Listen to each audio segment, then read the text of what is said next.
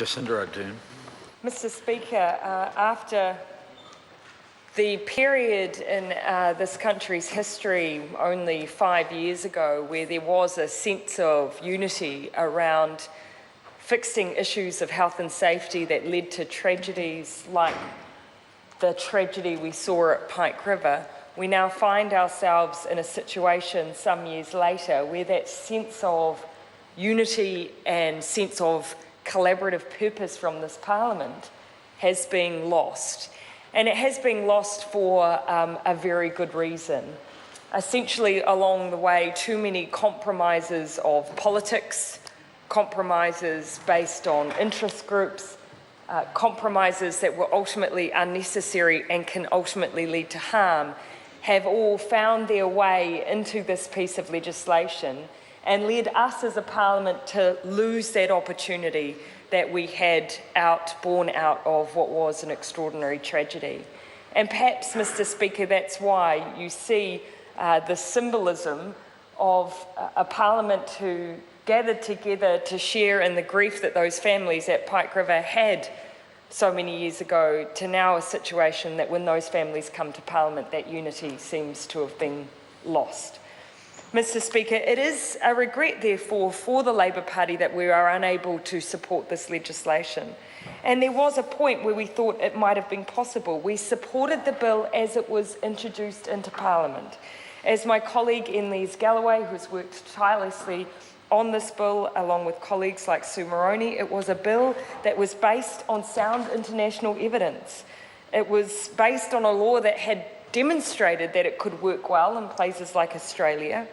It was based on recommendations of two really important reports, including the Royal Commission on the Pike River coal mine tragedy and the Independent Task Force on Workplace Health and Safety. It was built out of evidence we should have listened to in this House, and evidence that could have created a pathway for us to come to a collective cross-party agreement.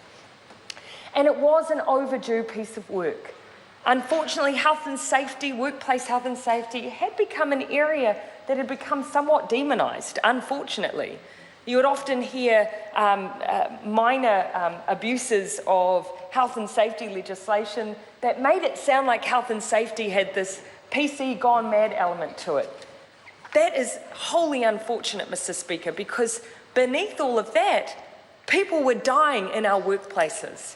And I feel particularly strongly about this. I have a family member, a wonderful relative of mine who I love dearly, who works in the forestry industry. And I fear for him. And I have talked to him about the situation that we have in New Zealand. And he is vehement that we need change to protect the workers in that area. So underneath all this perception that had been built up over the years, unfortunately, for ideological reasons, that we'd gone too far in health and safety legislation, deaths were occurring. People were being harmed in our workplaces. The time had most certainly come for us, as my colleague Enlise Galloway had said, to take and make use of the opportunity of a lifetime, of a generation of this Parliament, to make changes that were lasting and that would make a real difference. We saw, though, the National Party implode over this piece of legislation.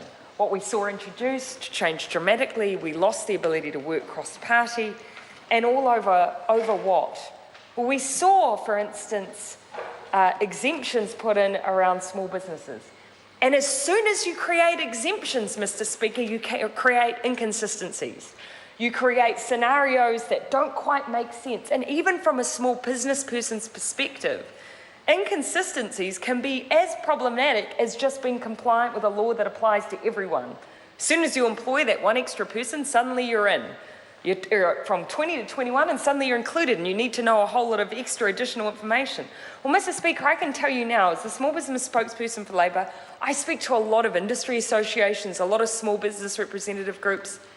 Not one of them raised the issue with me about being concerned about having to have health and safety reps. Not one. And yet the National Party carved it out unnecessarily. Unnecessarily, in my view, Mr. Speaker. And we've got a situation where agriculture exemptions and everything that's been canvassed in this health, it's created a mockery. And we didn't deal with corporate manslaughter, another lost opportunity. We lost sight of our purpose around what this health and safety legislation, Mr. Speaker, and I share the absolute disappointment of my colleagues for that lost opportunity, but more importantly, I share the disappointment of the families who have experienced failed legislation. Andrew.